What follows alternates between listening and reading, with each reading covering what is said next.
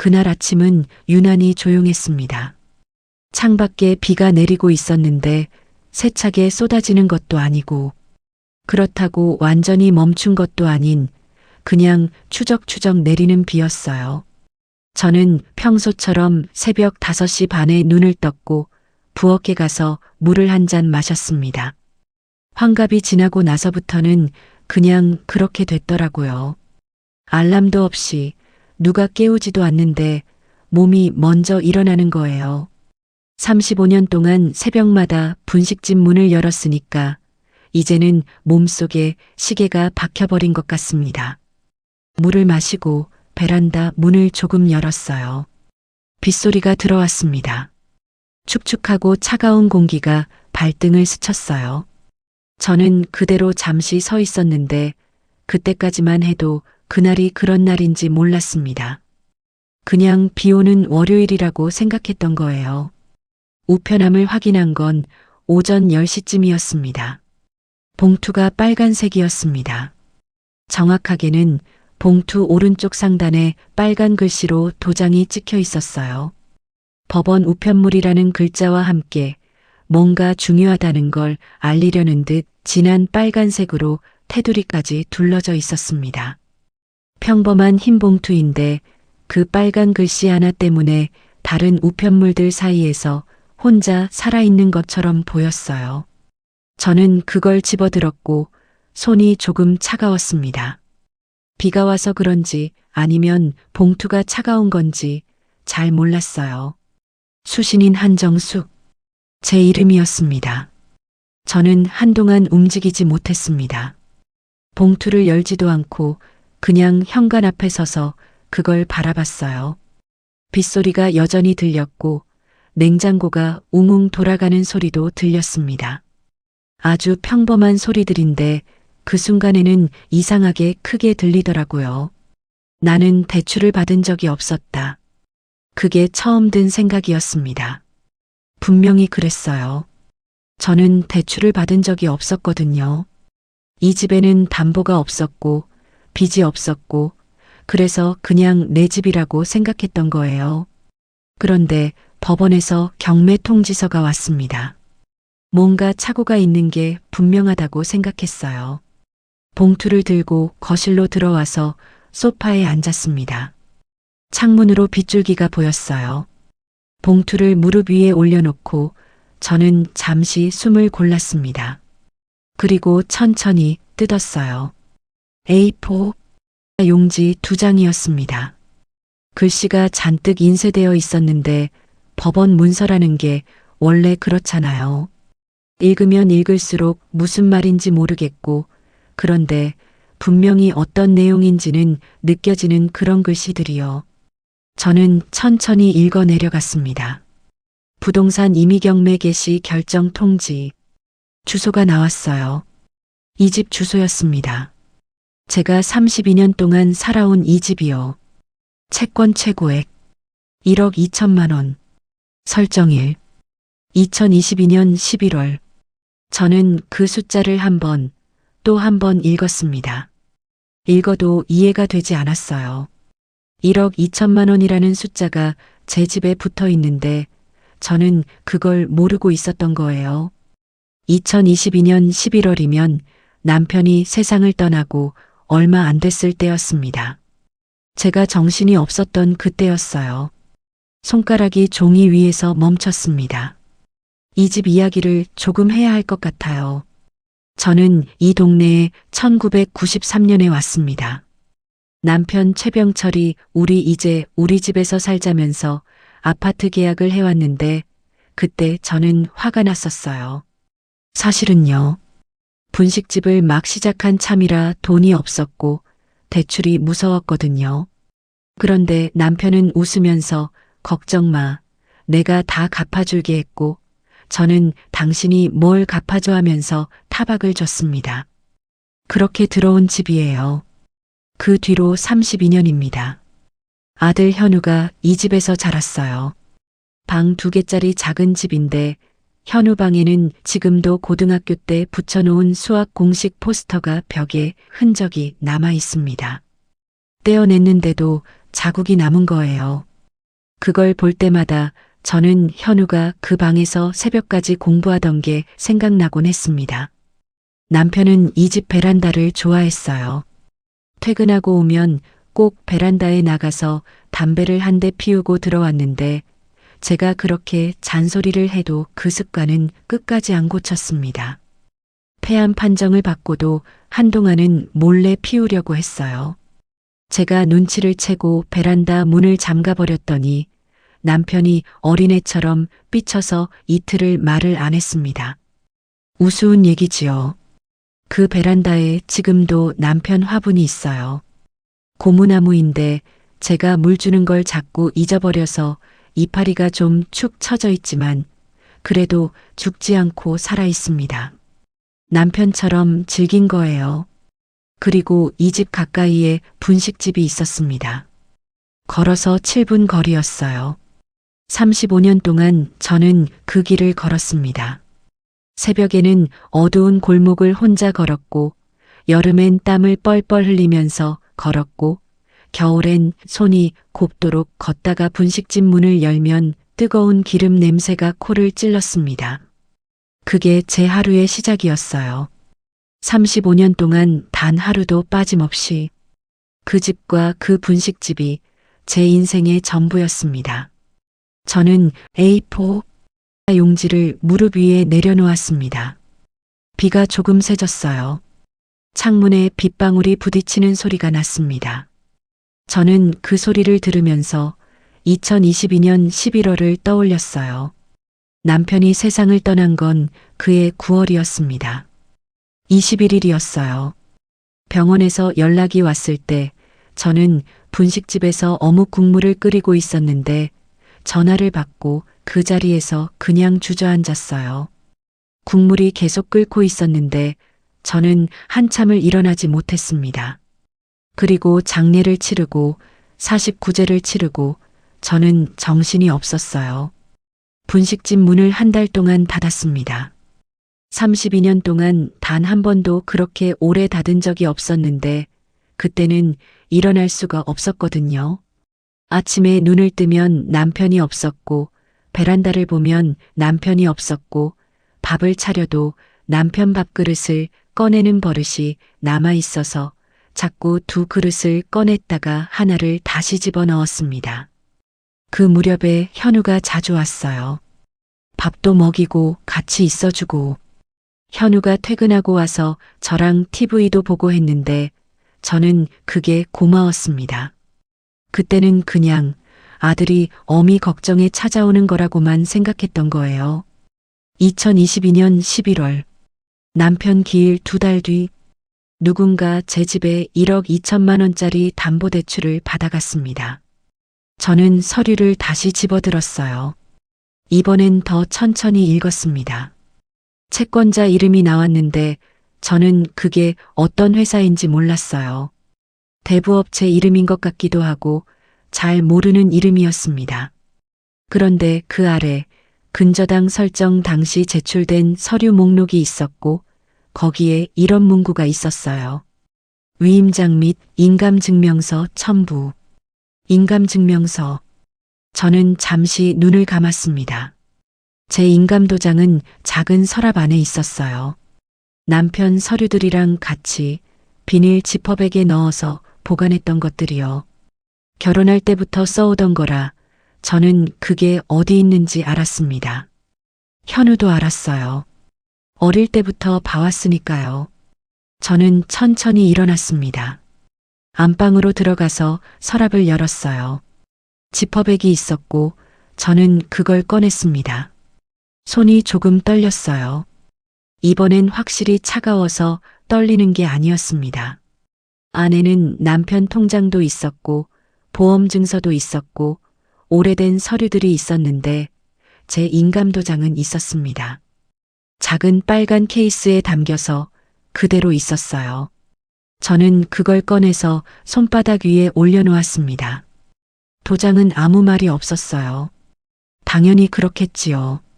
도장이 무슨 말을 합니까? 그런데 저는 그 도장을 한참 들여다봤습니다. 남편이 살아있을 때 이 도장 때문에 한번 크게 다툰 적이 있어요. 제가 어디 쓰려고 찾는데 남편이 어디 뒀는지 기억을 못한다는 거예요. 1시간을 온 집을 뒤졌더니 남편 작업복 주머니에서 나왔고 저는 그날 정말 화가 났었습니다. 지금 생각하면 다 우스운 일들이에요. 저는 다시 거실로 나왔습니다. 소파에 앉아서 법원 서류를 한쪽, 인감도장을 한쪽 나란히 놓았어요. 비가 창문을 두드렸고 냉장고는 여전히 웅웅거렸고 베란다의 고무나무는 빗소리도 모른 채 축 처진 이파리로 서 있었습니다. 저는 현우에게 전화를 하지 않았어요. 아직은 뭔가를 먼저 알아야 했습니다. 확인해야 했어요. 내가 모르는 사이에 어떤 일이 벌어진 건지, 이 서류가 뭔가 착오인 건지, 아니면 정말로 내 집에 무슨 일이 생긴 건지. 그날 오후에 저는 옷을 갈아입고 나갔습니다. 어디를 가야 하는지는 알고 있었어요. 구청 가면 법률 상담을 해준다고 예전에 분식집 손님 중에 이런 얘기를 해준 분이 있었거든요. 무료 상담을 해준다고, 서류를 가져가면 봐준다고. 저는 서류를 가방에 넣었습니다. 그리고 인감도장도 같이 넣었어요. 왜 넣었는지 모르겠어요. 그냥 그 도장을 눈에 보이는 데 두고 싶지 않았던 것 같습니다. 손에 잡히는 데 있으면 계속 보게 되니까요. 구청 법률 상담소에 가서 번호표를 뽑고 기다리는 동안 저는 창밖을 봤습니다. 비는 여전히 내리고 있었어요. 번호가 불리고 저는 상담 창구 앞에 앉아서 서류를 꺼냈습니다. 상담사분이 서류를 보는데 처음엔 그냥 읽더니 중간에 한번 저를 봤어요. 그리고 다시 서류를 봤습니다. 무슨 표정이었는지 잘 설명하기 어렵지만 뭔가 조심스럽게 말을 꺼내려는 표정이었어요. 어머님, 이 근저당 설정 때 직접 가셨나요? 저는 아니라고 했습니다. 상담사분이 잠시 말을 멈췄어요. 그러면 위임을 하셨나요? 누군가한테 대신 처리하라고요. 저는 그것도 아니라고 했습니다. 상담사분이 서류를 한 번 더 보더니 조용히 말했어요. 어머님, 이 서류에 인감도장이 찍혀 있는데요. 집에 돌아오는 길은 생각이 나지 않습니다.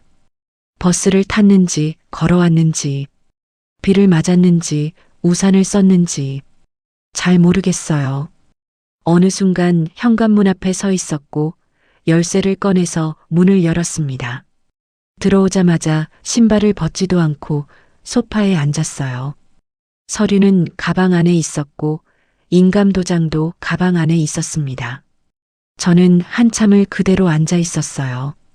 베란다에 고무나무가 보였고 창문에 빗방울이 맺혔다가 흘러내리는 게 보였고 남편 사진이 선반 위에 있었습니다. 웃고 있는 사진이에요. 제가 제일 좋아하는 사진이라 거기 올려뒀는데 그날따라 그 웃음이 낯설게 보였습니다. 저는 가방에서 인감도장을 꺼냈습니다. 빨간 케이스를 손바닥에 올려놓고 뚜껑을 열었어요. 도장면에는 제 이름 석자가 새겨져 있었습니다. 한정숙. 제가 결혼할 때 새긴 거예요. 40년이 넘었으니까 인주가 묻어서 테두리가 좀 번져 있기는 해도 글씨는 또렷했습니다. 이 도장이 어딘가에 찍혔어요. 제가 모르는 사이에, 제가 없는 데서. 그때는 몰랐습니다. 그 도장 하나가 제 집을 빼앗을 줄은. 그런데 조금씩 생각이 났어요. 기억이라는 게 묘한 게 충격을 받으면 오히려 더 선명하게 떠오르는 것들이 있더라고요. 상담사분의 말을 듣고 집에 돌아오는 길에 저는 자꾸 2년 전 어느 날 오후를 떠올리고 있었습니다. 그날이 계속 머릿속에 걸렸어요. 걸어서 지나쳤는지 버스를 탔는지도 모르겠는데 그 기억만큼은 이상하게 또렷했습니다. 2022년 11월이었습니다. 남편 기일이 2달 지났을 때였어요. 그날 저는 분식집에 있었습니다. 1달 넘게 문을 닫았다가 다시 연지 얼마 안 됐을 때였어요. 몸은 나왔는데 마음이 아직 안 따라온 상태라고 해야 할까요? 솔직히 말하면 손이 그냥 움직이는 거였습니다. 떡볶이 국물을 끓이면서도 맛을 못 봤어요. 옛날엔 눈 감고도 간을 맞췄는데 그때는 자꾸 간이 맞는지 틀린지 몰랐습니다. 손님도 많지 않았어요. 예전 단골들이 몇 분 오셔서 사장님 많이 힘드셨겠다면서 말을 걸어주셨는데 저는 그게 도리어 더 힘들었습니다. 위로를 받으면 참았던 게 흔들리는 것 같아서요. 그래서 그냥 괜찮아요만 하고 설거지를 했어요. 오후 3시쯤이었을 거예요. 분식집 문이 열리는 소리가 났고 저는 설거지를 하다가 고개를 들었습니다. 현우였어요. 아들이 분식집에 오는 건 드문 일이 아니었습니다. 어릴 때부터 학교 끝나면 여기 와서 숙제를 했고 어른이 되고 나서도 가끔 왔으니까요. 그런데 그날은 뭔가 달랐어요. 표정이 달랐습니다. 웃고 있었는데 어색하게 웃고 있었어요. 반가워서 웃는 표정이 아니라 뭔가를 말하기 전에 미리 웃음을 준비한 것 같은 그런 표정이요. 저는 그때 그걸 눈치채지 못했습니다. 눈치챌 수도 없었어요. 남편이 떠난 지 2달밖에 안 됐고 저는 아직 정신이 온전하지 않았으니까요. 현우가 들어오더니 의자를 하나 끌어당겨 앉았어요. 그리고 가방에서 서류 봉투를 꺼냈습니다. 엄마, 세금 서류야. 그 말이었어요. 딱 그 5글자였습니다. 아빠 돌아가시고 나서 재산 정리하는 거랑 분식집 부가세 정산 서류인데 엄마 도장이 필요해서 내가 다 알아서 처리하면 되는데 도장만 찍어주면 돼. 저는 의심을 하지 않았어요. 당연히 그랬겠지요. 아들이 가져온 세금 서류라고 했으니까요. 남편이 세상을 떠나면서 정리할 것들이 많았고 보험이며 예금이며 이것저것 현우가 대신 처리해 줬거든요. 그때도 서류를 몇 번 가져와서 도장을 찍었습니다. 하도 여러 번이라 나중엔 그냥 어디 찍어? 하고 물어보기도 했어요. 그러니까 그날도 저는 그냥 그런 서류인 줄 알았던 거예요. 현우가 서류를 폈습니다. A4 용지가 2장이었는데 저는 자세히 읽지 않았어요. 현우가 손가락으로 여기 하고 짚어주는 데만 봤습니다. 위임장이라고 쓰인 것도 있었던 것 같고 뭔가 동의한다는 내용도 있었던 것 같은데 솔직히 그때 저는 제대로 읽지 않았어요.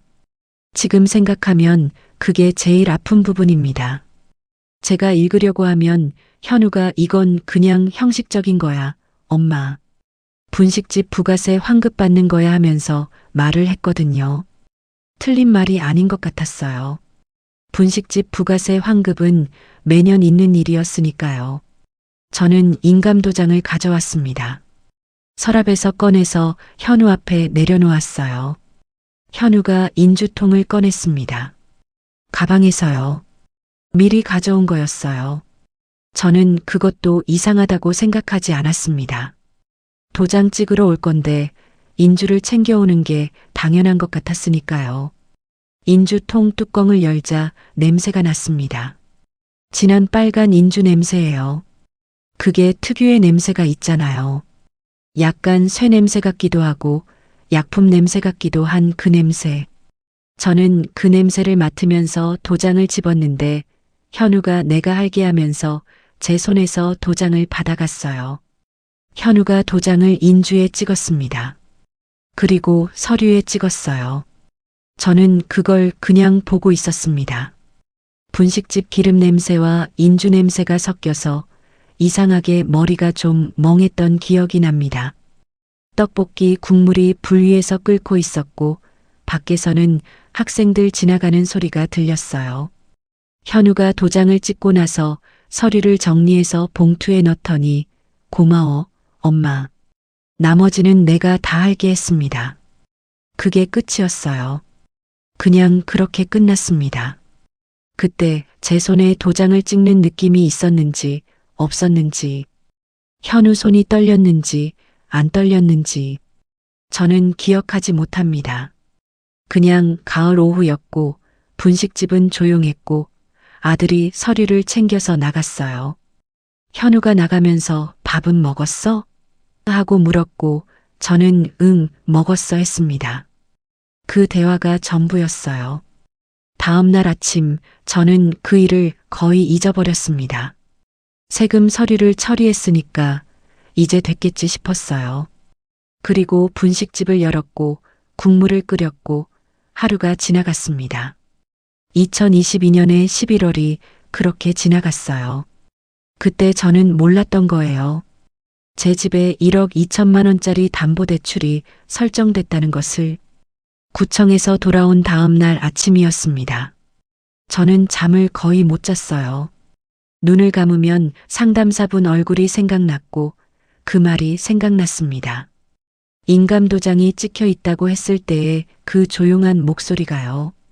뭔가를 알고 있는 사람이 말을 아끼는 목소리였어요.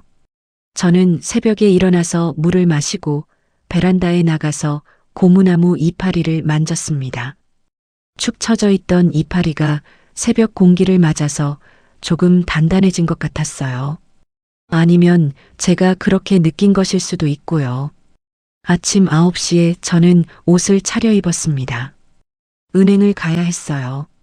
우리 동네 은행 지점은 버스로 2정거장 거리입니다. 걸어도 되는 거리였지만 저는 버스를 탔어요. 다리가 무거웠거든요. 마음이 무거우면 다리도 무거워지더라고요. 나이가 드니까. 은행에 들어서자 형광등이 눈에 들어왔습니다. 은행의 조명이라는 게 참 차갑잖아요. 흰빛인데 뭔가 쨍한 거예요. 따뜻하지 않아요. 사람들이 번호표를 뽑고 줄을 서고 있었고 번호를 알리는 기계에서 딱, 딱 하는 소리가 났습니다. 저는 번호표를 뽑았어요. 기다리는 동안 저는 가방을 두 손으로 잡고 있었습니다. 안에 어제 받은 법원 서류가 있었어요. 상담사분이 통장 거래 내역을 확인해 보라고 했거든요. 근저당이 설정됐을 때 통장에 어떤 돈 이동이 있었는지 보라고요. 그 말이 계속 귀에 걸렸습니다. 번호가 불렸고 저는 창구로 갔습니다. 젊은 여직원이었어요. 단정하게 앉아서 웃으면서 어떻게 오셨어요? 라고 물었습니다. 저는 잠깐 망설이다가 거래 내역 좀 출력하고 싶다고 했어요. 아무 내색 없이 그냥 거래 내역 출력 부탁드린다고요. 직원이 네, 언제부터 언제까지 드릴까요? 라고 했습니다. 저는 2022년 10월부터 2023년 3월까지 달라고 했어요. 직원이 통장을 받아 컴퓨터에 입력했고 잠시 있더니 프린터가 돌아가기 시작했습니다. 프린터 소리가 나더라고요. 윙 하는 소리가 나면서 종이가 나오기 시작했는데 저는 그 소리를 들으면서 이상하게 손이 땀이 났습니다. 프린터가 종이를 밀어내는 소리, 그게 그날 이상하게 크게 들렸어요. 그냥 보통 소리인데 심장 가까이서 들리는 것 같았습니다. 직원이 종이를 가지런히 정리해서 내밀었어요. 저는 받았습니다. 그리고 고개를 숙여서 보기 시작했어요. 입출금 내역이 날짜 순으로 쭉 나와 있었습니다. 분식집 매출이 들어오는 것도 있고 공과금이 나가는 것도 있고 그런 평범한 거래들이요.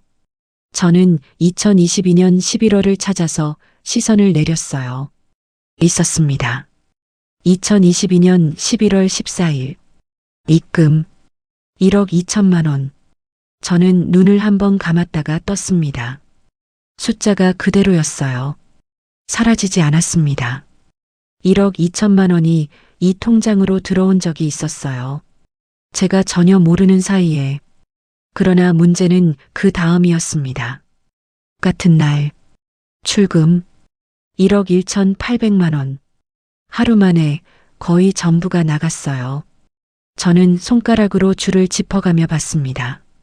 어디로 나갔는지 알 수 없었어요. 그냥 이체라고만 나와 있었거든요. 수취인 계좌 정보가 여기엔 없었습니다. 저는 고개를 들었어요. 직원이 여전히 단정하게 앉아 있었는데 제 표정을 봤는지 살짝 눈이 달라졌습니다. 뭔가를 눈치챈 것 같은 그런 눈이었어요. 저는 조심스럽게 물었습니다. 이날 출금된 내역이 어느 계좌로 갔는지 확인할 수 있냐고요. 직원이 잠깐 망설이더니 키보드를 몇 번 쳤어요. 그리고 화면을 보면서 목소리를 조금 낮췄습니다. 고객님, 혹시 이 거래 모르고 계셨습니까? 여러분이라면 그 자리에서 바로 아들에게 전화하셨겠습니까? 저는 못했습니다. 전화기가 가방 안에 있었어요.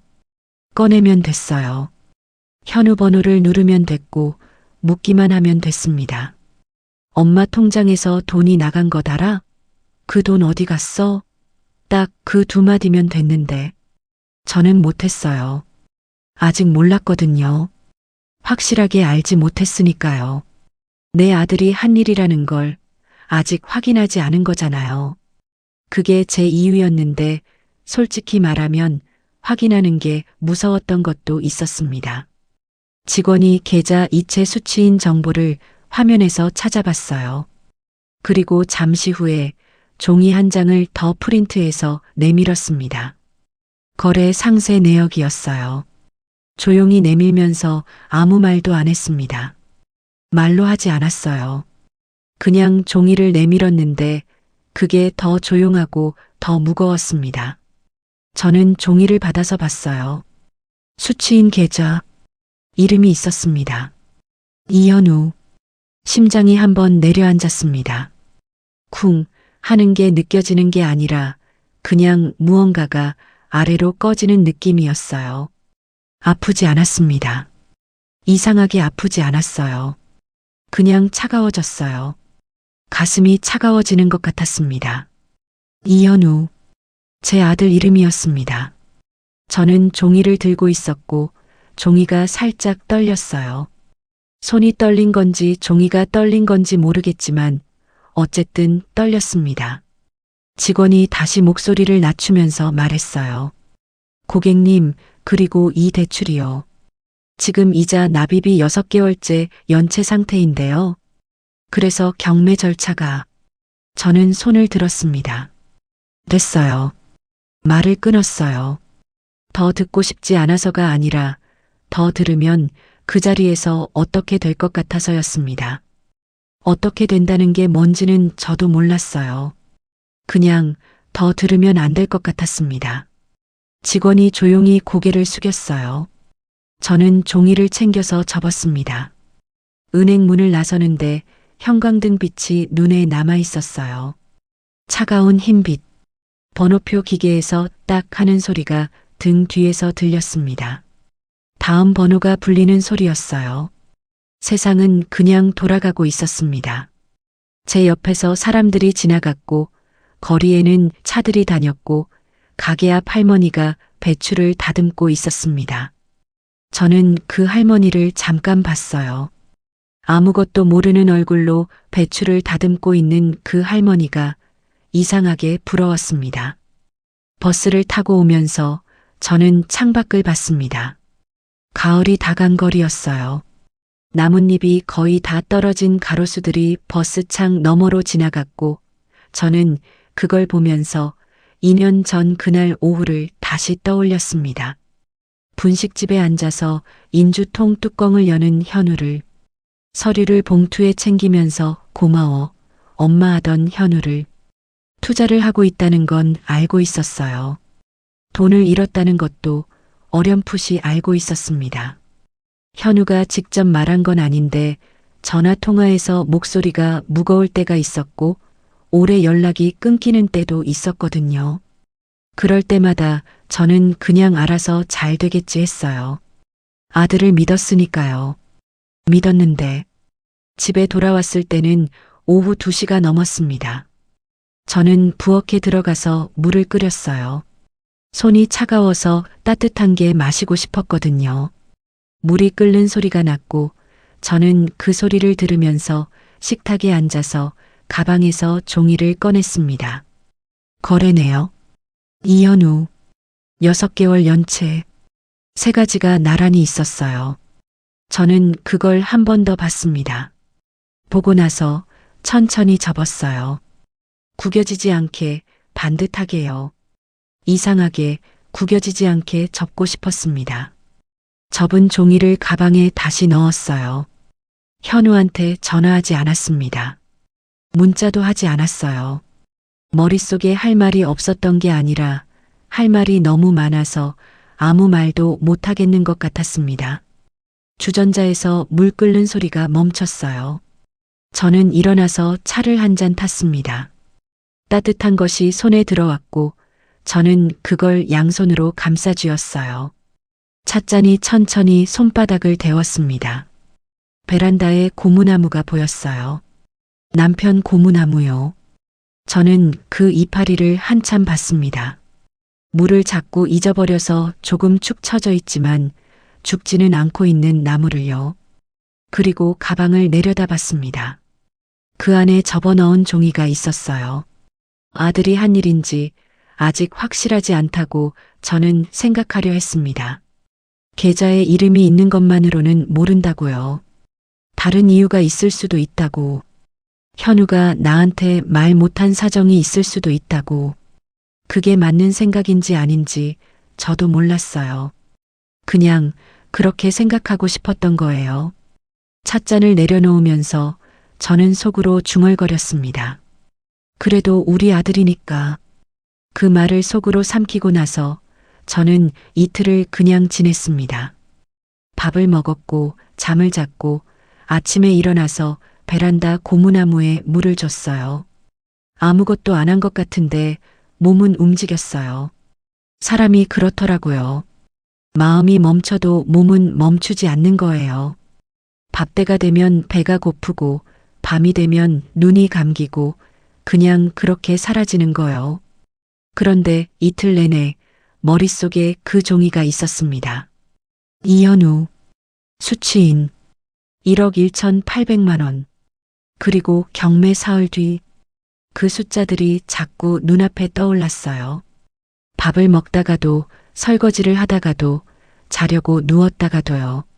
저는 자꾸 생각을 지우려 했는데 지워지지 않았습니다.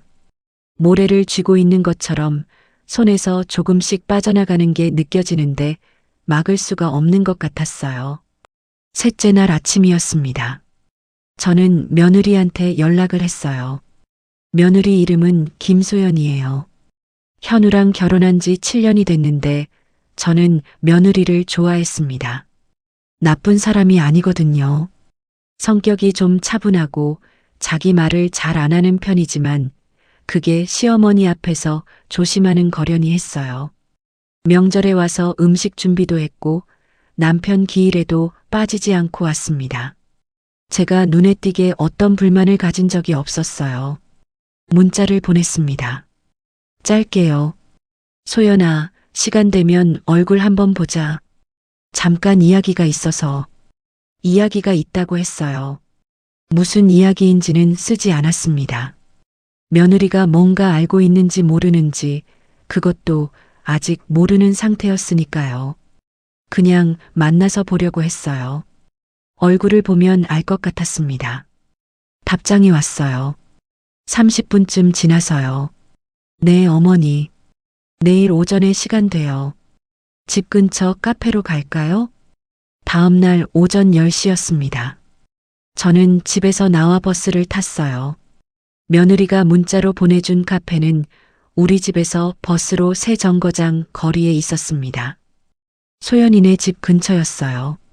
창밖으로 거리가 지나갔고 저는 그걸 보면서 무슨 말을 해야 할지 생각했는데 생각이 정리가 안 됐어요.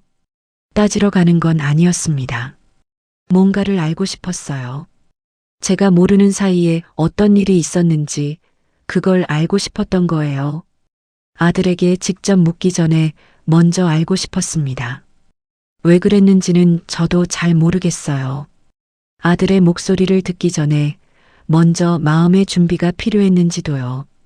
카페는 조용한 곳이었습니다. 문을 열고 들어서니 커피 냄새가 났고 통유리 창가 자리가 있었는데 거기에 소연이가 앉아 있었어요. 저를 보고 일어서려다가 제가 손을 흔들어서 앉으라고 했습니다. 어머니, 오시는데 괜찮으셨어요? 소연이가 물었어요. 목소리가 평소처럼 차분했습니다. 그런데 눈이 좀 달랐어요. 뭔가를 알고 있는 사람의 눈이 그렇잖아요. 상대가 어디까지 알고 있는지 가늠하면서 보는 그런 눈이요. 저는 그걸 알아챘지만 내색하지 않았어요. 그럼 가까운데 뭘? 저는 맞은편에 앉았습니다. 음료가 나왔어요. 저는 따뜻한 걸 시켰고 소연이는 아이스 커피였습니다. 투명한 컵에 얼음이 들어 있었는데 컵 바깥쪽에 물방울이 맺혀 있었어요. 소연이가 손가락으로 컵 가장자리를 만지작거렸습니다. 습관적인 것 같은데 자기도 모르게 하는 것 같았어요. 저는 잠깐 그 손가락을 봤습니다. 뭔가를 숨기고 있는 사람 손가락이 그렇더라고요.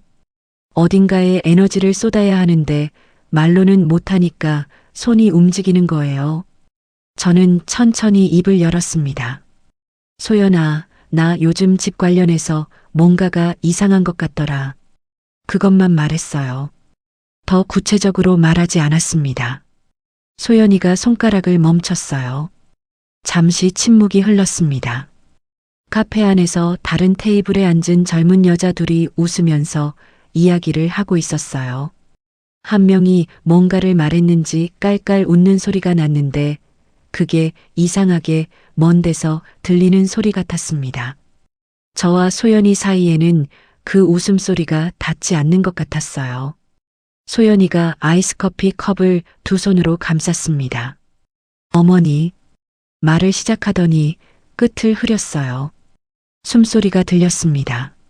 뭔가를 말하려다가 참고 다시 말하려다가 참는 그런 숨소리였어요. 저는 기다렸습니다. 서두르지 않았어요. 재촉하지 않았습니다. 그냥 기다렸어요. 그게 제가 할 수 있는 거였습니다. 소연이가 시선을 창밖으로 돌렸다가 다시 저한테로 가져왔어요. 그리고 조용히 말했습니다. 현우 씨가 투자를 좀 많이 잘못됐어요. 저는 알고 있었어요. 어렴풋이는요. 그런데 많이라는 단어가 마음에 걸렸습니다. 얼마나 많이인지 물어야 했어요. 얼마나? 7천이요. 7천만 원이 좀 넘어요. 소연이가 말하면서 시선을 컵으로 내렸습니다. 7천만 원. 저는 그 숫자를 속으로 한번 말했어요. 7천만 원. 35년 동안 분식집을 했는데 한 번에 7천만 원을 모아본 적이 없었습니다. 그게 투자 실패로 사라진 거예요. 언제부터였니? 3년쯤 됐어요. 처음엔 조금씩이었는데 나중에 만회하려다가 더 커졌고 대부업체에서 연락이 오기 시작한 게 거의 2년 전부터였어요. 대부업체? 집으로도 왔어? 소연이가 잠깐 멈췄어요. 네. 그때 나한테 말 안 했잖아. 제가 말했어요. 따지는 게 아니었습니다. 그냥 사실을 말한 거예요. 그게 저한테는 중요한 것 같았어요. 누군가 알고 있었는데 저한테는 말이 없었다는 게요. 소연이가 고개를 숙였습니다. 어머니한테는 말씀드리기가 그때 아버님 돌아가시고 얼마 안 됐을 때라서 그 말은 사실이었어요. 그래서 저는 뭐라고 할 수 없었습니다. 소연이가 천천히 더 말을 했어요. 현우가 돈을 어떻게 하려고 했는지요.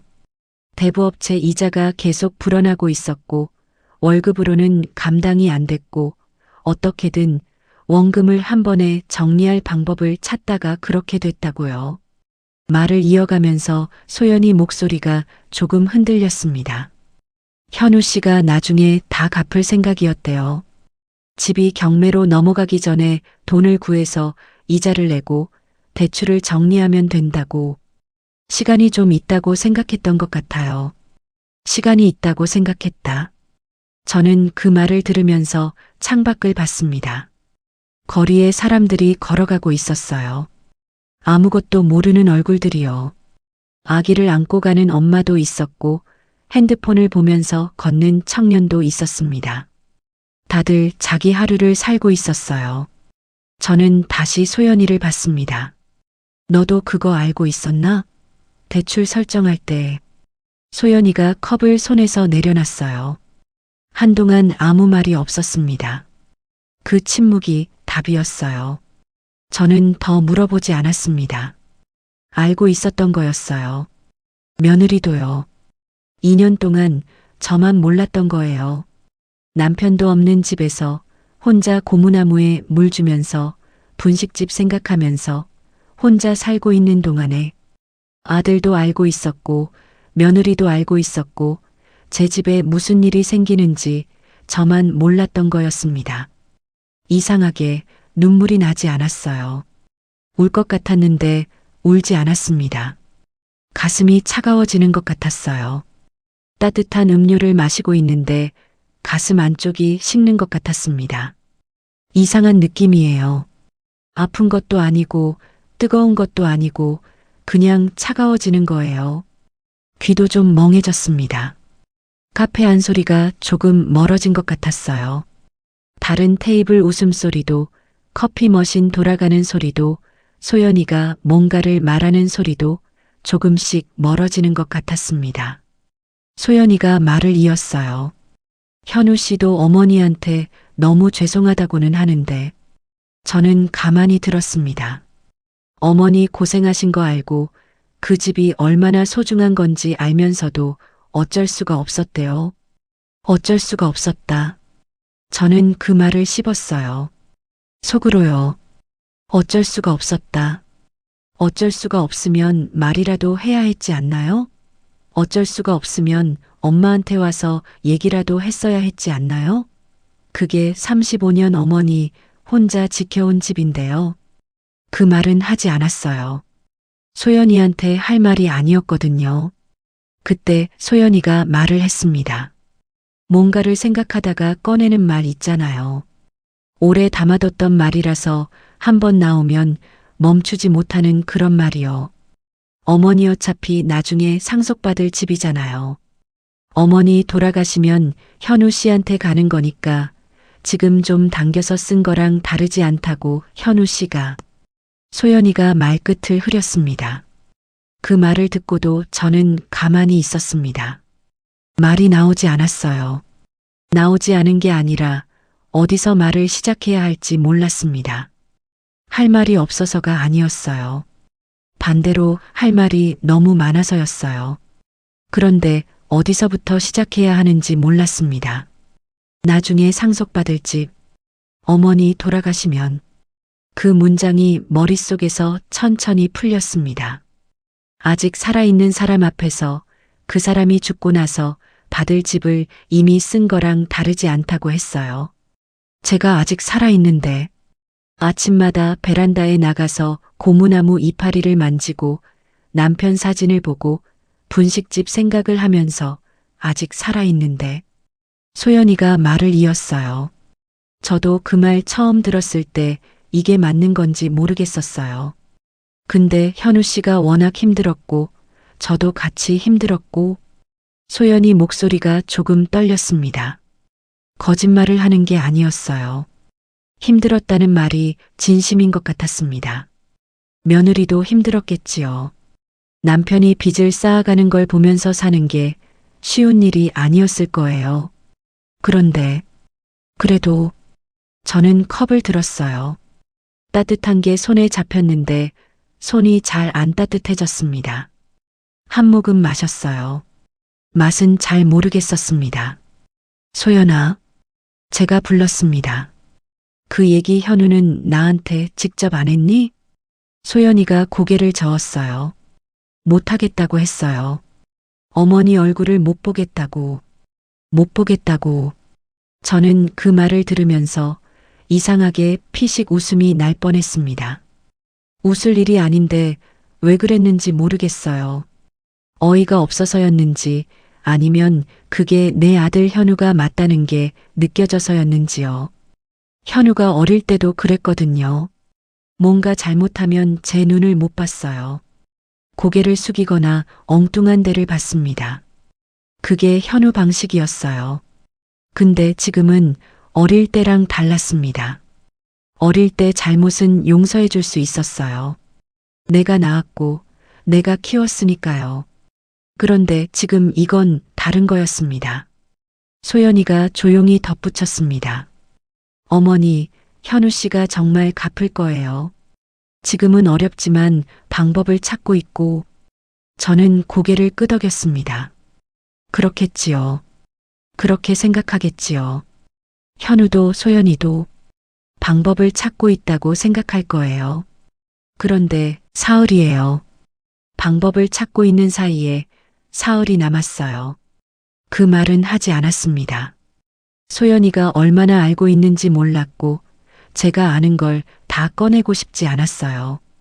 아직 정리가 안 됐거든요. 머릿속이요. 저는 가방을 들었습니다. 그래, 알겠다. 그것만 말했어요. 소연이가 어머니하고 불렀는데 저는 이미 일어서고 있었습니다. 카페를 나왔어요. 바깥 공기가 차가웠습니다. 11월 초라서 아직 겨울은 아닌데 그날따라 바람이 좀 있었어요. 저는 코트 단추를 잠그면서 걸었는데 어느 방향으로 걸어야 하는지 몰랐습니다. 버스 정류장이 어딘지는 알았는데 거기로 가고 싶지 않았어요. 집에 바로 가고 싶지 않았습니다. 그냥 걸었어요. 골목을 한 번 꺾고 또 한 번 꺾었더니 작은 공원이 나왔습니다. 동네 공원이에요. 은행나무가 몇 그루 있었는데 잎이 많이 떨어져 있었고 땅이 노랗게 덮여 있었습니다. 평일 오전이라 사람이 별로 없었어요. 할머니 한 분이 벤치에서 비둘기한테 뭔가를 던져주고 있었고 멀리 유모차를 끄는 젊은 엄마가 보였습니다. 저는 벤치 하나를 찾아서 앉았어요. 한동안 아무것도 안 했습니다.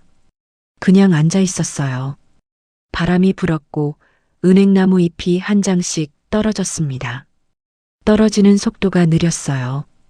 빙글빙글 돌면서 천천히 내려오더니 땅에 닿아서 조용히 멈췄습니다.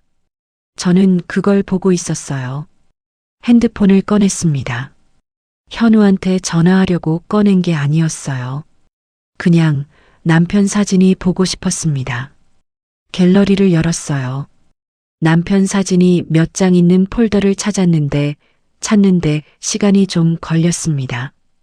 요즘 눈이 안 좋아서 화면이 잘 안 보이더라고요. 사진을 찾았어요. 남편이 웃고 있는 사진이었습니다.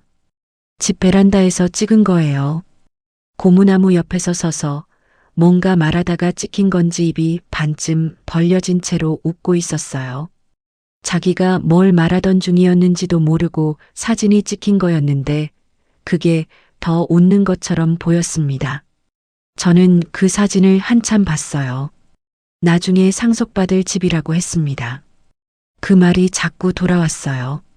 공원 벤치에 앉아서 남편 사진을 들여다보면서 그 말이 자꾸 귀에 걸렸습니다.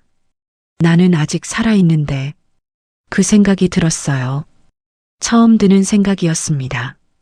이상하지요? 살아있다는 걸 모르는 게 아닌데 그 말을 들으면서 처음으로 그 생각이 든 거예요.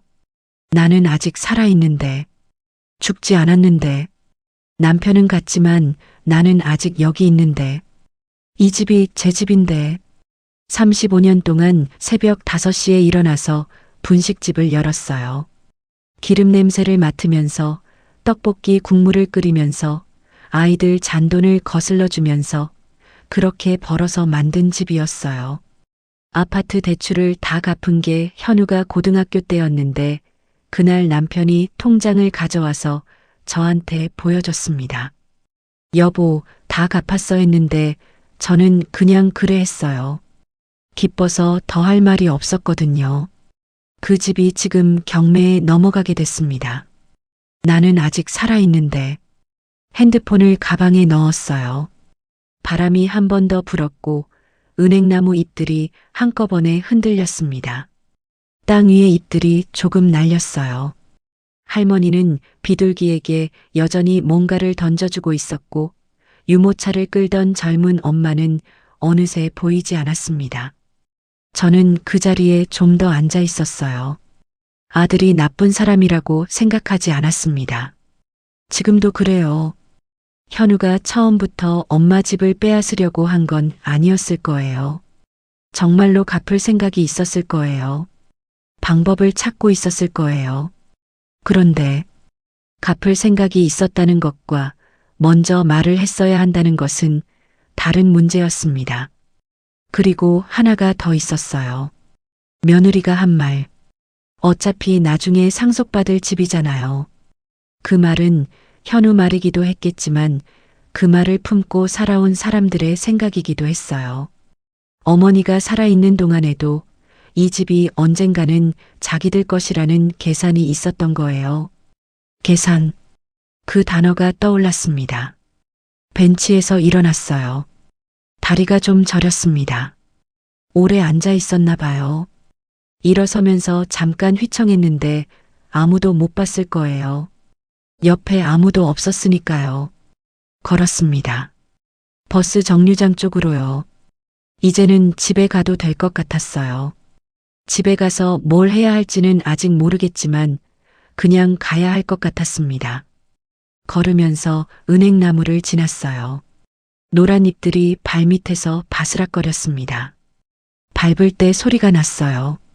부드러운 소리인데 어딘가 슬픈 소리였습니다. 아들을 미워하고 싶지 않았어요.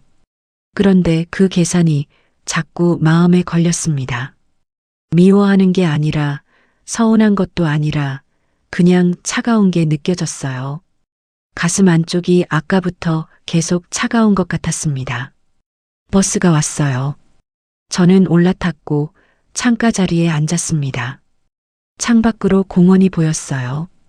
제가 앉았던 벤치가 보였습니다. 비어 있었어요. 아무도 없이 그냥 벤치가 있었어요. 저는 그 벤치를 보다가 버스가 지나치면서 시야에서 사라지는 걸 봤습니다. 집에 들어오면서 신발을 벗었어요. 불을 켜지 않았습니다. 낮인데 거실이 좀 어두웠어요. 베란다 쪽에서 빛이 들어왔고 고무나무 그림자가 바닥에 길게 늘어져 있었습니다. 저는 소파에 앉았어요. 가방을 옆에 내려놓고 잠깐 눈을 감았다가 떴습니다. 선반 위에 남편 사진이 있었어요. 웃고 있는 사진이요. 베란다에서 찍은 그 사진이요. 저는 그 사진을 봤어요. 당신은 알고 있었겠냐고 속으로 물었습니다. 당신이 살아 있었으면 어땠겠냐고요. 현우가 당신한테도 이렇게 했겠냐고요. 남편은 웃고만 있었어요. 대답이 없었습니다. 당연히 없겠지요. 저는 긴 숨을 내쉬었습니다. 그날 저는 처음으로 깨달았습니다. 아들이 아니라 계산이 먼저였다는 걸. 그리고 그날 밤부터 저는 달라지기 시작했습니다. 달라진다는 게 대단한 게 아니에요. 갑자기 용감해진 것도 아니고 갑자기 화가 치밀어 오른 것도 아니었습니다. 그냥 어떤 것이 마음속에서 자리를 바꿨어요. 가슴 한쪽에 웅크리고 있던 게 천천히 일어서는 것 같은 느낌이었습니다. 경매 통지서에 적힌 날짜까지 사흘이 남았습니다. 그날 밤 저는 잠을 이루지 못했어요. 누웠는데 잠이 오지 않았습니다. 천장을 봤어요. 우리 집 천장은 오래된 아파트라 약간 누런 빛이 돌아요. 형광등을 끄면 어둡지만 창밖 가로등 빛이 커튼 사이로 조금 들어와서 완전히 캄캄하지는 않습니다. 저는 그 희미한 빛 속에서 천장을 보고 있었어요. 몸이 피곤한데 눈이 감기지 않았습니다. 머릿속에 자꾸 숫자들이 떠올랐어요. 1억 2천, 7천. 그 숫자들이 순서도 없이 나왔다가 사라졌다가 했습니다. 그러다가 며느리 목소리가 떠올랐어요. 어차피 나중에 상속받을 집이잖아요. 그 말이 또 돌아왔습니다. 저는 눈을 감았어요. 감으면 더 잘 들렸습니다. 그 목소리가요. 다시 눈을 떴어요. 새벽 2시쯤에 저는 일어났습니다. 물을 마시러 부엌에 갔는데 부엌에 가다가 거실에 멈췄어요. 불을 켜지 않았습니다. 가로등 빛만 들어오는 거실이었어요. 거실을 둘러봤습니다. 소파가 있었어요. 현우가 어릴 때부터 쓰던 소파인데 왼쪽 팔걸이 부분이 좀 닳아 있습니다. 현우가 거기 팔을 걸치고 TV를 보는 버릇이 있었거든요. 저는 그 다른 부분을 한번 봤어요. 식탁이 있었습니다. 4인용 식탁인데 실제로 4명이 앉아서 밥을 먹은 게 언제인지 기억도 안 납니다. 남편이 있을 때도 둘이서 먹었고 현우가 결혼하고 나서는 더 그랬어요. 명절에나 다 같이 앉았지요. 식탁 위에 화분 받침대 하나가 있었는데 오래전에 거기 놓았던 화분을 베란다로 옮기고 나서도 받침대는 그냥 거기 있었습니다. 치울 이유가 없었거든요. 안방 문이 열려 있었어요. 안방에는 장롱이 있습니다. 결혼할 때 맞춘 장롱인데 40년이 넘었어요. 요즘 가구들이랑 다르게 묵직하고 나무 냄새가 아직도 조금 납니다. 저는 그 장롱을 보면서 이 장롱을 누가 가져가게 되나 하는 생각이 잠깐 들었어요. 이상한 생각이었지요. 장롱이 중요한 게 아닌데 그 생각이 들었습니다. 선반을 봤어요. 남편 영정사진이 거기 있었습니다. 영정사진이라고 해봐야 크게 뽑은 사진이에요. 49제 지내고 나서 제가 작은 액자에 넣어서 선반에 올려뒀는데 그 뒤로 계속 거기 있습니다. 낮에 보는 것과 새벽에 보는 건 다르더라고요. 낮에는 그냥 사진이에요. 근데 새벽에 집이 조용하고 빛이 희미할 때 보면 조금 다른 것 같습니다. 남편이 웃고 있었어요. 저는 그 사진 앞에 잠깐 서 있었습니다. 병철 씨 하고 속으로 불렀어요. 소리 내지 않고요. 어떻게 해야 해요? 했습니다. 그 말이 목구멍까지 올라왔는데 소리가 되지 않았어요. 남편은 웃고만 있었습니다. 살아있을 때도 답 안 주던 사람이었는데 지금도 그러더라고요. 근데 그 웃음이 그날 새벽에는 이상하게 야속하지 않았습니다. 뭔가를 알고 있는 것 같은 웃음이었어요. 걱정하지 말라는 것 같기도 하고 아니면 그냥 제가 그렇게 보고 싶었던 것 같기도 합니다. 저는 사진에서 눈을 떼고 물을 마시러 갔습니다. 물이 목을 넘어가는데 그때 한 가지 생각이 들었어요. 나는 지금 피해를 입고 있다. 그 생각이었습니다. 이상하게 들릴 수 있어요. 이미 알고 있었던 거잖아요. 경매 통지서도 받고 대출 내역도 확인했고 며느리 말도 들었는데 그게 피해라는 걸 몰랐겠냐고요. 몰랐던 게 아니에요. 알면서도 아들이라서 어쩔 수 없었을 거라서 그래도 가족이니까 하면서 그걸 피해라고 부르기를 피했던 거예요. 그런데 새벽에 혼자 물을 마시면서 처음으로 그 단어를 썼습니다. 나는 피해를 입고 있다. 그리고 그 다음에 또 다른 생각이 왔어요. 나는 한정숙이다. 이상하게 들리겠지요. 저도 알아요. 당연한 말인데 왜 그게 새벽에 새삼스럽게 들었냐고 하실 수 있어요. 그런데 저는 언제부터인지 모르게 한정숙이라는 이름보다 현우 엄마로 더 많이 살아왔거든요. 분식집에서는 사장님이었고 남편한테는 여보였고 동네에서는 302호 아줌마였고 한정숙이라는 이름 석자로 불린 게 뭔가 공식적인 데서 이름이 불릴 때 정도였습니다. 근데 그날 새벽에 저는 한정숙이라는 이름을 생각했어요. 1955년생, 68세, 35년간 분식집 운영. 이 집에 32년 거주. 그게 한정숙이었어요. 아들 엄마가 아니라 그냥 한정숙이요. 그 한정숙이 지금 피해를 입고 있었습니다. 그러면 한정숙이 어떻게 해야 하는지는 정해져 있었어요.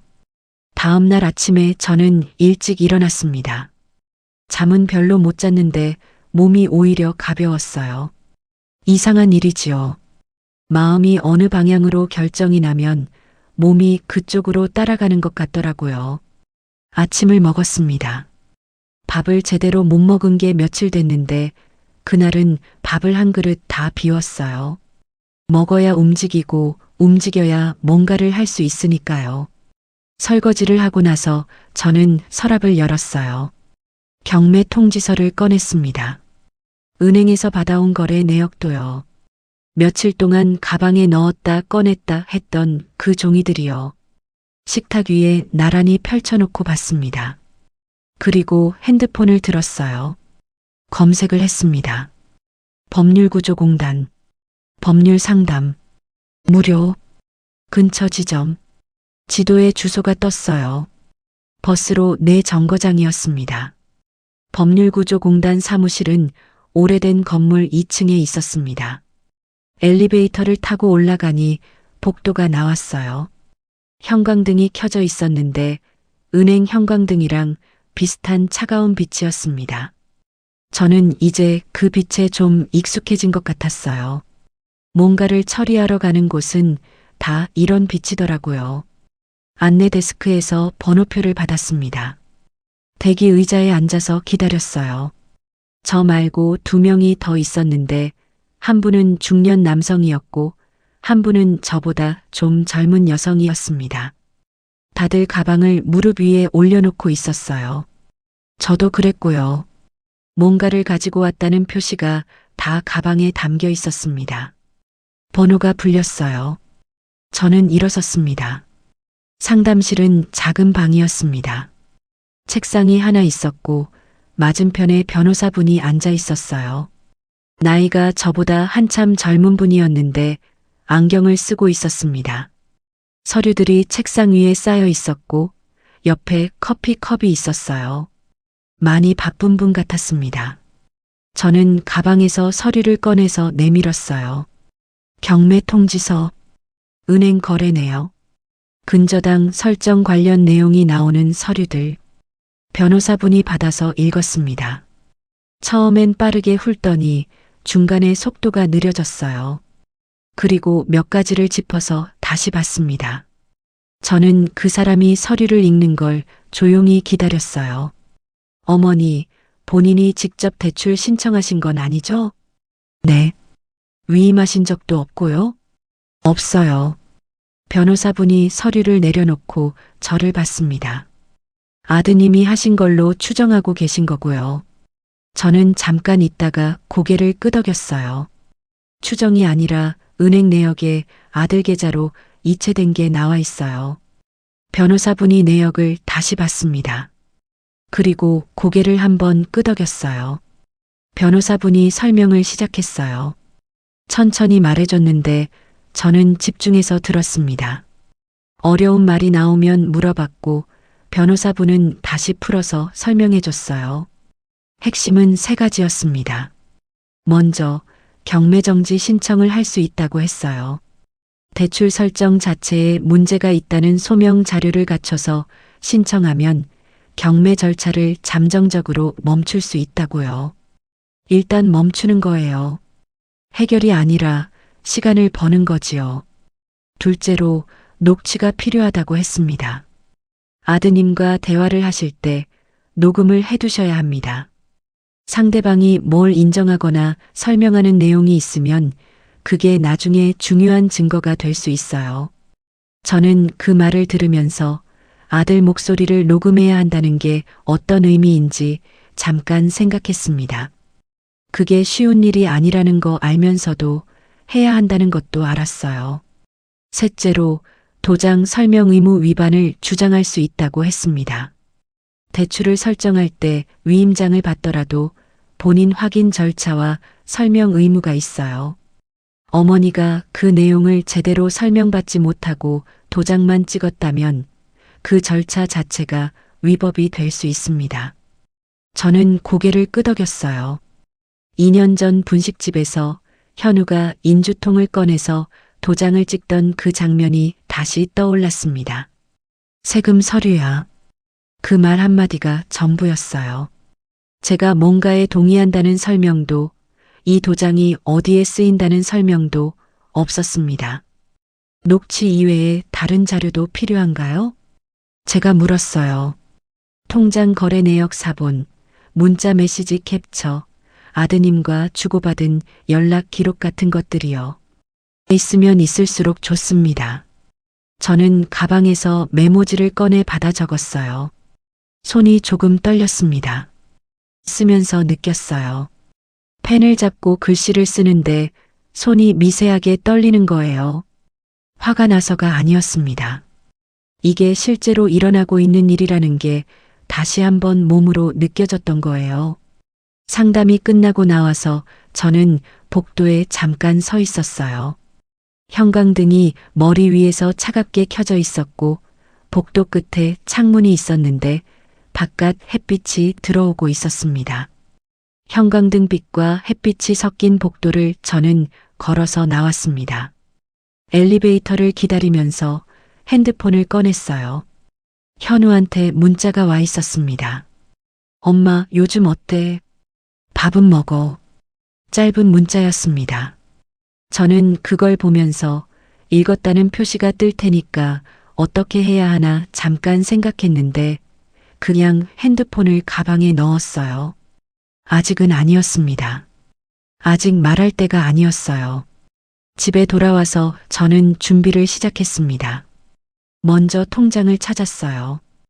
은행 거래 내역 원본이랑 통장 앞장 사본을 프린터로 출력했습니다. 오래된 프린터라 시작할 때 소리가 좀 났어요. 윙, 웅웅 하더니 종이가 나왔습니다. 글씨가 선명하게 나왔어요. 그 다음에 핸드폰에서 소연이랑 주고받은 문자를 찾았습니다. 캡처했어요. 그리고 현우랑 주고받은 문자도요. 이게 직접적인 증거가 될지는 모르지만 변호사분이 있으면 좋다고 했으니까요. 화면을 캡처할 때 소리가 났습니다. 찰칵 하는 소리요. 그 소리가 이상하게 또렷하게 들렸어요. 저는 파일을 하나씩 정리해서 서류 봉투에 넣었습니다. 경매 통지서, 은행 내역, 통장 사본, 문자 캡처 출력본, 메모지, 그리고 인감도장 케이스를 꺼냈어요. 빨간 케이스를 손에 들었습니다. 뚜껑을 열었다가 닫았어요. 딸깍 하는 소리가 났습니다. 작은 소리였는데 조용한 집 안에서는 또렷하게 들렸어요. 이 도장이 어딘가에 찍혀서 제 집을 담보로 잡혔습니다. 그 도장이 지금은 제 손에 있어요. 다시는 제 손을 떠나게 두지 않을 것 같았습니다. 그날 밤에도 잠을 잘 못 잤습니다. 어젯밤과는 달랐어요. 어젯밤은 머릿속이 복잡해서 잠이 안 왔다면 그날 밤은 내일 해야 할 것들이 머릿속에서 자꾸 정리되면서 잠이 안 왔습니다. 다른 종류의 깨어있음이었어요. 법원 민원실, 경매정지 신청, 서류 지참, 그것들이 순서대로 떠올랐다가 혹시 빠진 게 없나 다시 확인하고 또 처음부터 순서를 생각하는 걸 반복했습니다. 새벽 4시에 저는 또 일어났어요. 이번엔 물을 마시지 않고 바로 베란다에 나갔습니다. 밤 공기가 찼어요. 코끝이 차가워졌습니다. 고무나무가 어둠 속에 서 있었어요. 낮엔 축 처진 이파리가 밤에 보니까 좀 달라 보였습니다. 어둠 속에서는 다들 좀 달라 보이더라고요. 저는 난간을 잡았어요. 손등이 차가워졌습니다. 손등을 봤어요. 핏줄이 보였습니다. 나이가 들면 손등 핏줄이 드러나잖아요. 35년 동안 설거지를 하고 반죽을 치대고 어묵을 끓이던 손이었습니다. 이 손이 도장을 내줬어요. 아니, 도장을 빼앗긴 거였어요. 저는 그 손을 오므렸습니다. 주먹을 쥐는 것도 아니고 그냥 손가락을 모았어요. 손 안에 온기가 조금 모였습니다.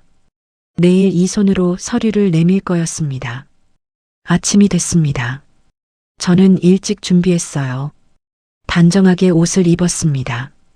이상하게 옷을 신경 써서 입었어요. 어디 행사에 가는 것도 아닌데 법원에 가는 거니까 제대로 입고 싶었습니다.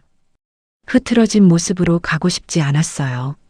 한정숙이라는 사람이 오늘 혼자 법원에 가는 거니까요. 서류 봉투를 가방에 넣었습니다. 인감도장 케이스도 넣었어요. 현우한테 연락하지 않았어요. 소연이한테도요. 아무한테도 말하지 않고 혼자 나섰습니다. 법원은 버스를 2번 타야 했습니다. 가는 길이 좀 됐어요. 갈아타는 정류장에서 기다리는 동안 바람이 불었는데 저는 가방을 꼭 쥐고 서 있었습니다. 버스가 왔고 올라타서 창가에 앉았어요. 차창 밖으로 동네들이 지나갔습니다. 평범한 아침 풍경이었어요. 출근하는 사람들, 학교 가는 아이들, 시장 가는 할머니들. 다들 자기 하루를 살고 있었고 저도 그 안에 있었습니다. 겉으로 봐서는 그냥 가방 하나 들고 어딘가 가는 할머니였겠지요. 그런데 저는 법원에 가는 중이었어요. 아들을 상대로 제 집을 지키러 가는 중이었습니다. 그 생각을 하면서 이상하게 울적하지 않았습니다. 슬프지 않았어요. 오히려 조용해졌습니다. 마음이 가라앉는 게 아니라 가라앉아서 고요해지는 느낌이었어요. 폭풍이 오기 전에 바람이 멈추는 것 같은 조용함이랄까요? 법원 건물은 컸습니다. 들어서니까 로비가 높았고 사람들이 많았어요. 안내 게시판을 찾아봤습니다. 민원실이 어디 있는지 확인하고 엘리베이터를 탔어요. 민원실 앞에 번호표 기계가 있었습니다. 번호표를 뽑았어요. 번호를 알리는 스피커에서 소리가 났습니다. 딱 정해진 간격으로 번호를 부르는 소리가 났어요. 저는 대기 의자에 앉아서 번호표를 들었습니다.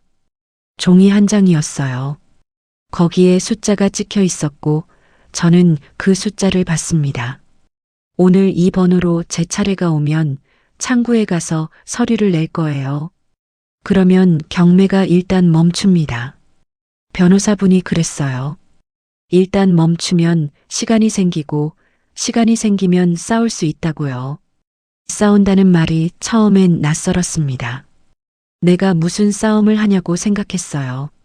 근데 지금은 그게 맞는 말인 것 같았습니다.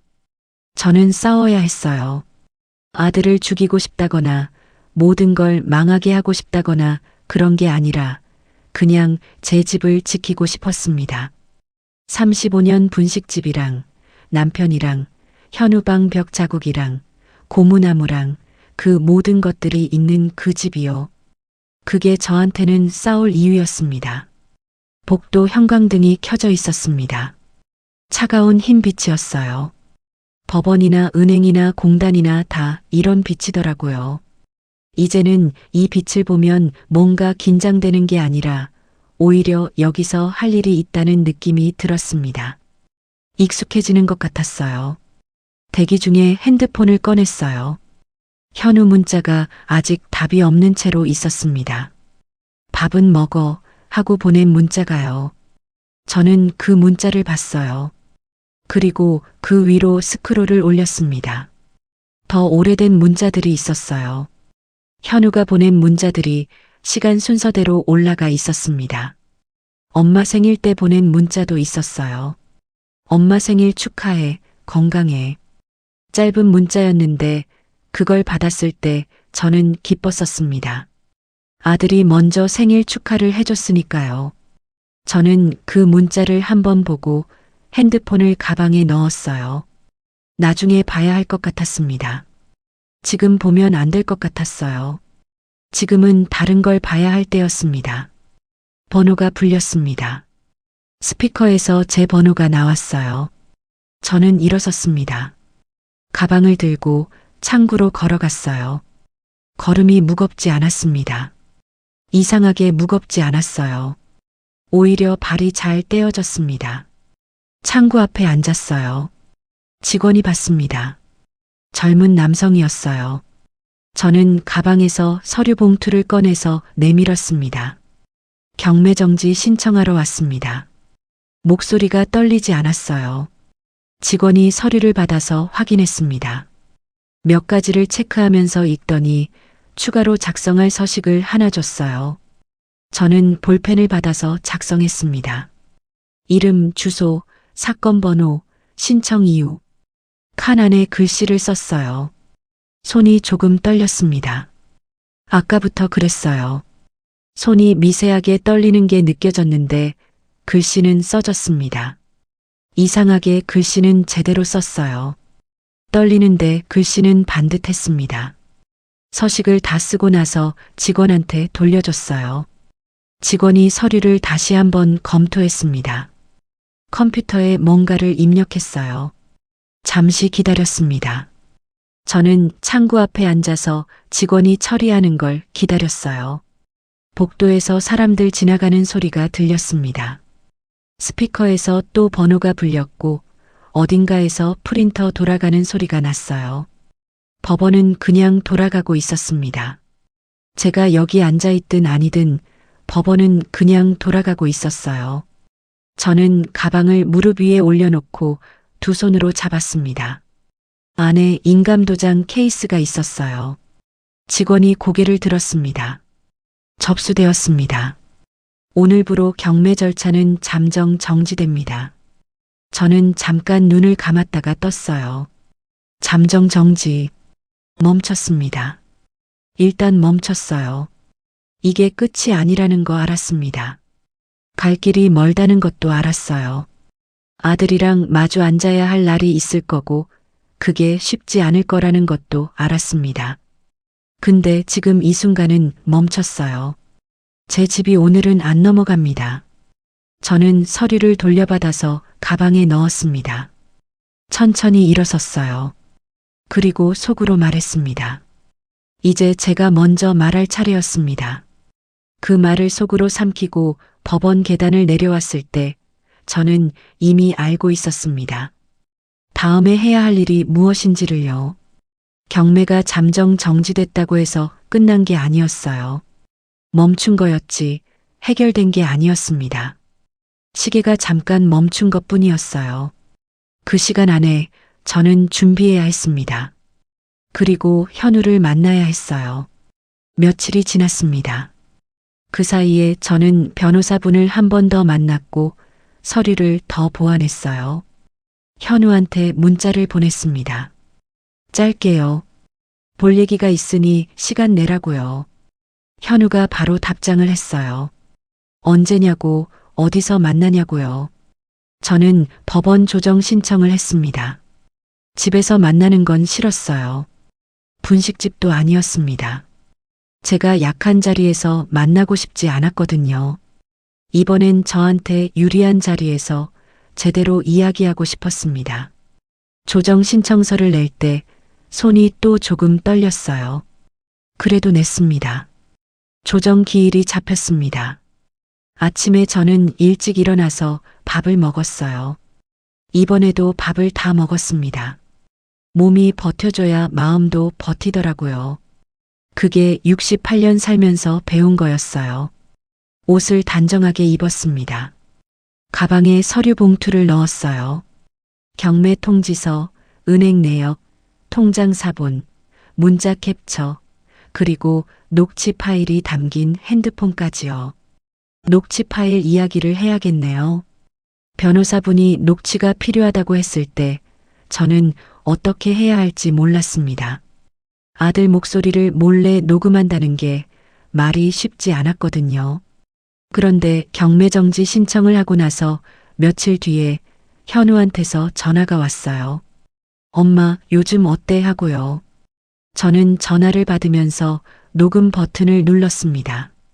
손이 떨렸어요. 그러면서도 눌렀습니다.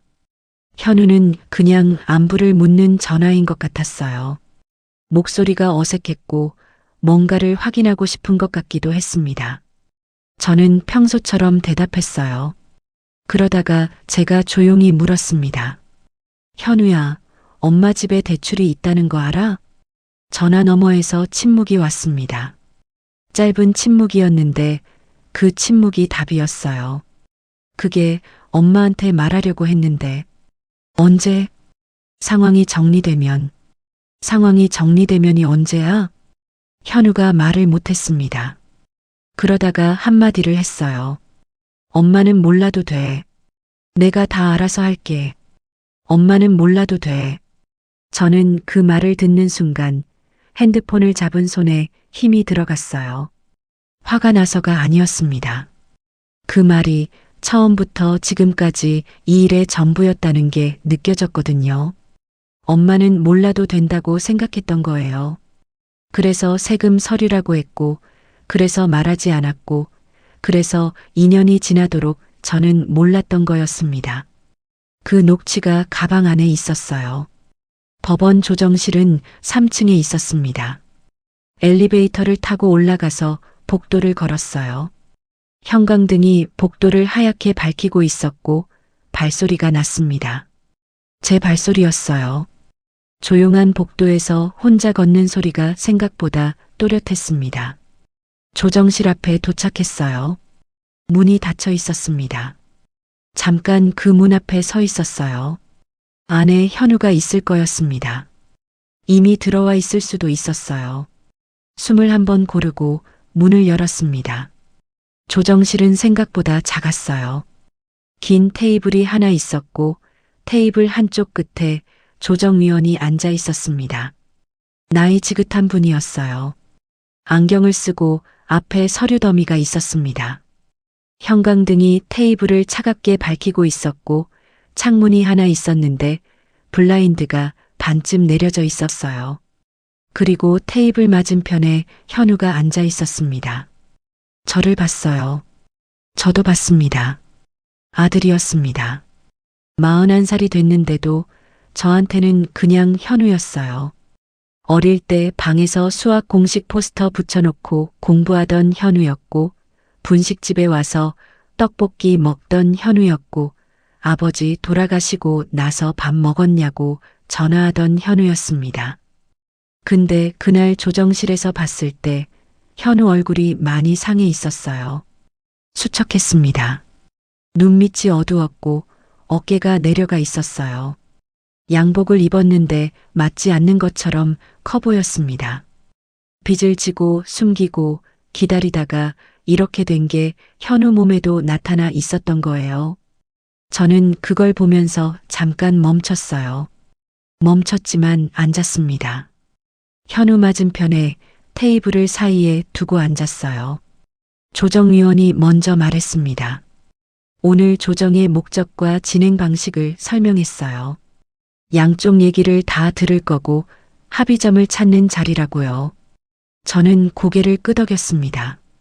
현우도 고개를 끄덕였어요. 조정위원이 저를 봤습니다. 어머니, 먼저 여쭤볼게요. 2022년 11월에 이 집을 담보로 한 대출에 동의하셨습니까? 조용한 방 안에서 그 질문이 또렷하게 들렸어요. 저는 테이블 위에 손을 모으고 조정위원을 봤습니다. 세금 서류라고 들었습니다. 그것만 말했어요.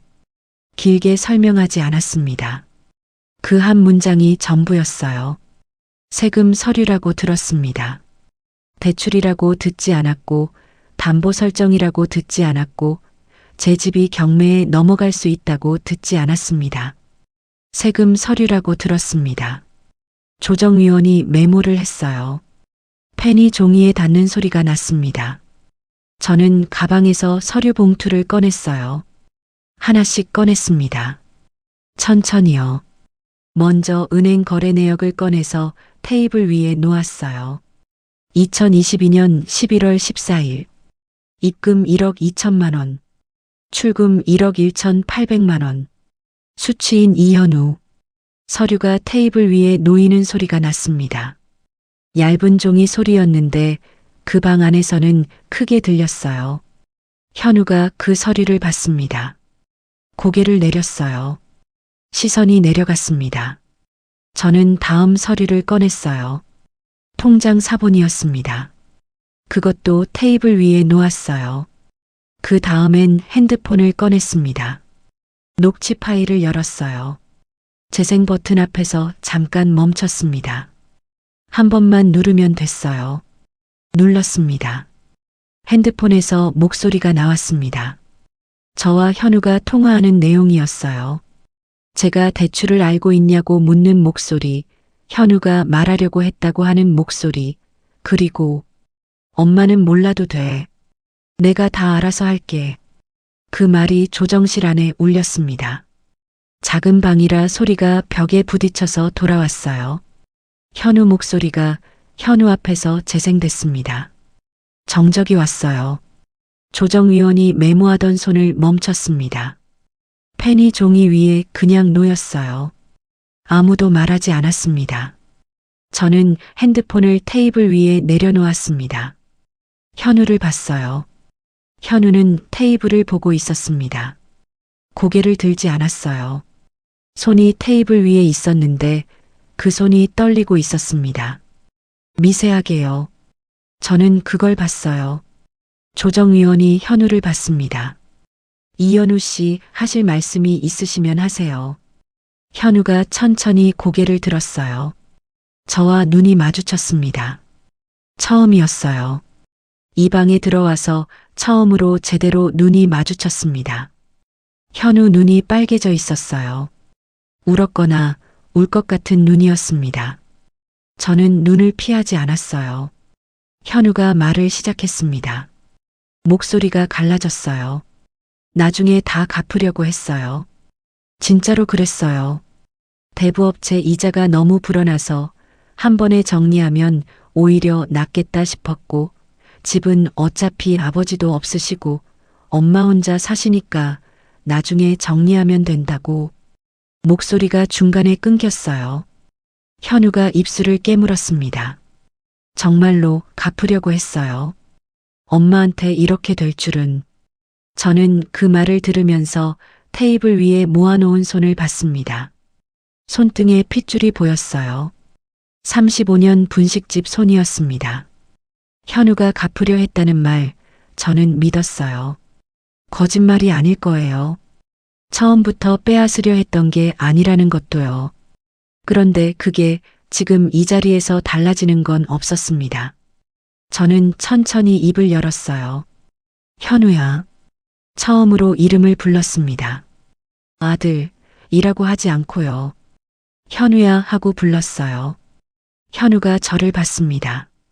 나는 내가 나쁜 사람이라고 생각하지 않아. 지금도 그래. 현우 눈에 뭔가가 흔들렸어요. 입이 조금 벌어졌습니다. 근데 이게 괜찮다는 말이 아니야.